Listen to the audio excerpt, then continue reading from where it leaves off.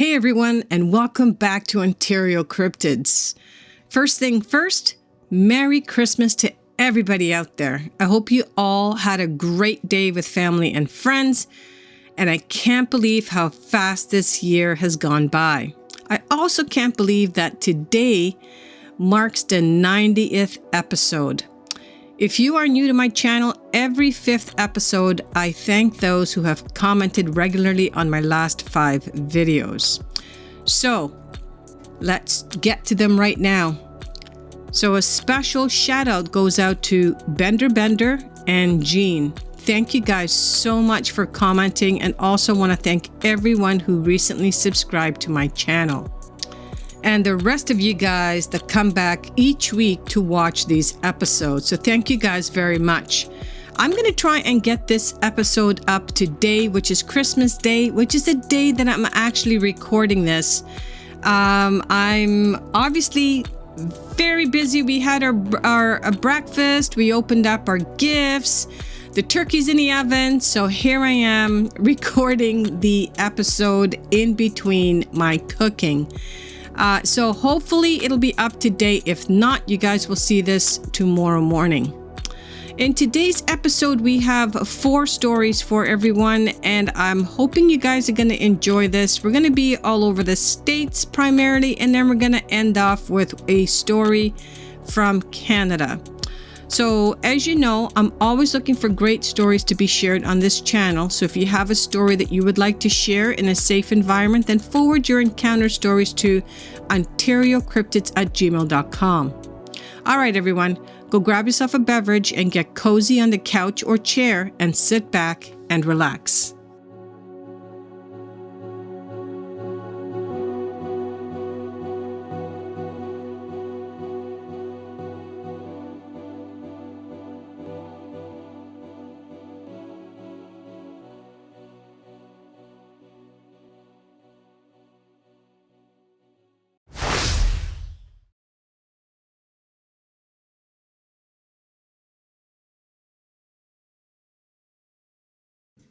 All right, the first story takes place on October 29th, 2021.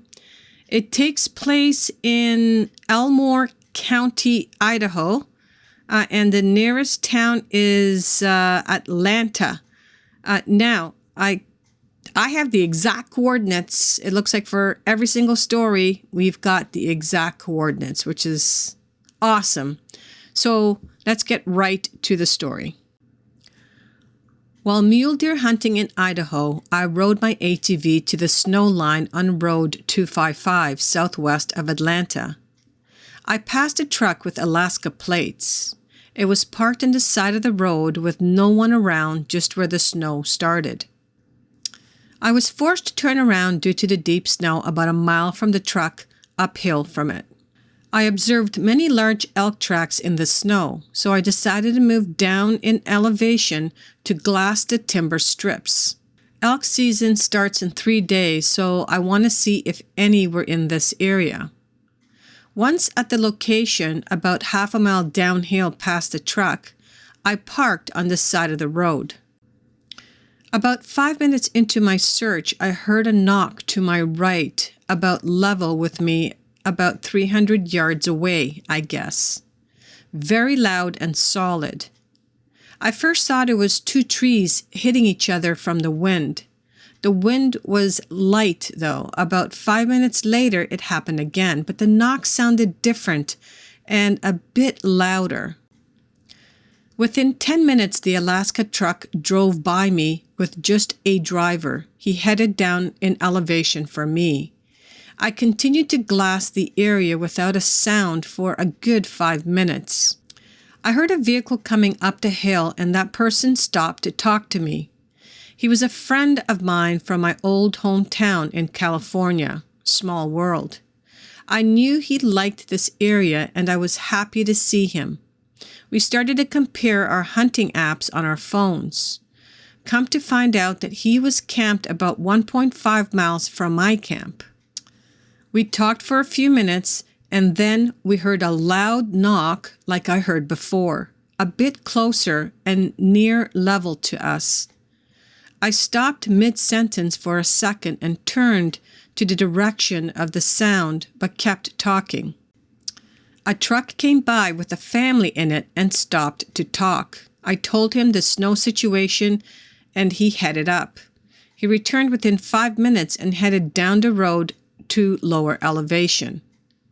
We heard one more knock lower and like further away, not as loud, after the truck passed us. My friend said, "What the hell is that?" I joked, "Bigfoot." He immediately said, "It is someone splitting wood." When we heard 3 more in the next 20 minutes, I told him that the woodcutter is sure taking his time between splits. Then it happened again, a knock behind us with a different tone, and it seemed farther away. Then another below and another to the right, but not as loud as the other knocks. Things went quiet for 10 minutes, and we said our goodbyes. He headed up the road towards the snow line. It didn't take long, and he was back and drove by me with a wave. I have not talked to him since then. Within 5 minutes of him driving by me, I heard 3 distinct quick clacks or knocks directly behind me up the hill, like rock, not wood. Then a faint wood knock below me. I stayed for about 15 minutes in silence, then I left.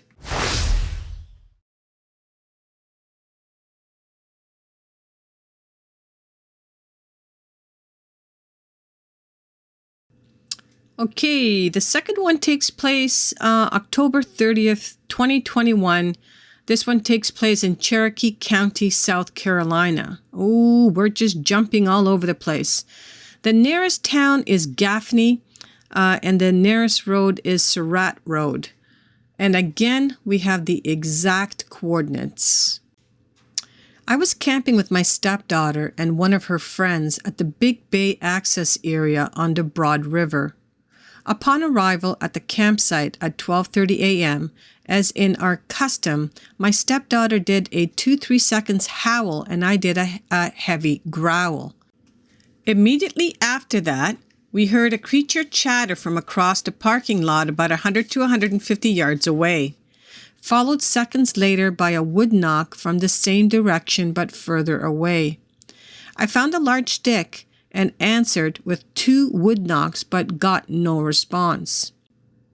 We departed the campsite in 2 vehicles at 4:30 a.m. Approximately 3/4 of a mile up the road, a large doe ran between the 2 vehicles, which were approximately 20 feet apart. The deer was in a run-for-your-life dead sprint coming from a large residential yard to a thick forest. We did not see or hear anything else. I've also had the following experience. My wife and I were fishing at night along the Waccamaw River near Myrtle Beach, South Carolina in 2014. As we were driving directly towards the river, a soccer ball-sized rock was thrown in our direction from the thickets on the opposite shore. We saw the rock's entire flight, as it was right in our headlights. The rock traveled at least 40 feet and was never higher than about 8 feet. We don't believe a human can do this.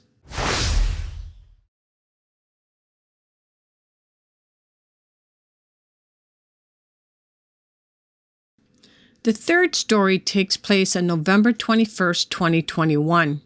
This one takes place in Baldwin County, Alabama. Again, we have the exact coordinates, and I guess the nearest town is Gulf Shores. Sunday morning around 9 a.m., I was driving on the Beach Express heading north. It was a beautiful morning, sun shining and clear. There is an area of nothing but trees and brush which goes on for a mile or two. After that, the road goes into an S-turn, which is probably a mile or so in length. Coming into the last right-hand part of the S-turn, I saw what I first thought was a man running from the left to the right across the highway. I thought, what is this guy doing running across the highway out here? I could see shoulders moving and arms swinging. It was upright and fast, but I couldn't see any other details from my distance. It just seemed really dark brown or black. I couldn't make out shoes or clothing or skin. Whatever it was, it did not slow down once it had made it across the road. It continued at the same speed into the trees. I slowed down almost to a stop where it appeared to enter the trees. I could see into the trees a good distance but saw nothing. It was gone.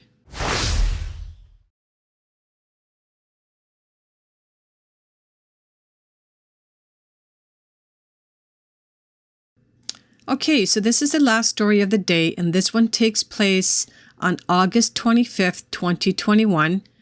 It takes place in the province of New Brunswick, Canada, and the nearest town is Sackville.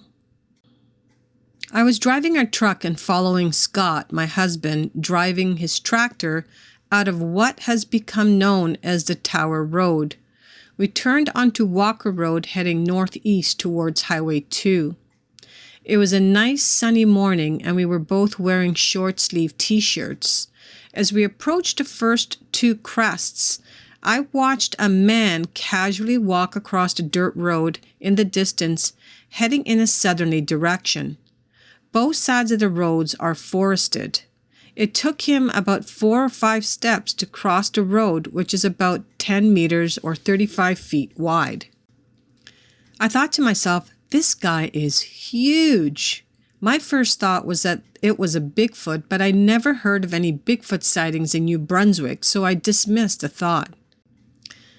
This guy was at least 2 meters or 7 feet tall and appeared to be wearing heavy winter clothing. The only thing I could see was his silhouette, no colors. He looked like he was wearing a toque with ear flaps that went to his shoulders, somewhat similar to an aviator or trapper's hat, where the forehead portion was flat. He also appeared to be wearing a heavy winter jacket that went to his knees. The sleeves or his arms were long and almost reached his knees. About 3 steps in, he turned around and faced the road to watch Scott drive by. He didn't seem to twist at the waist, but instead moved his legs and turned his body.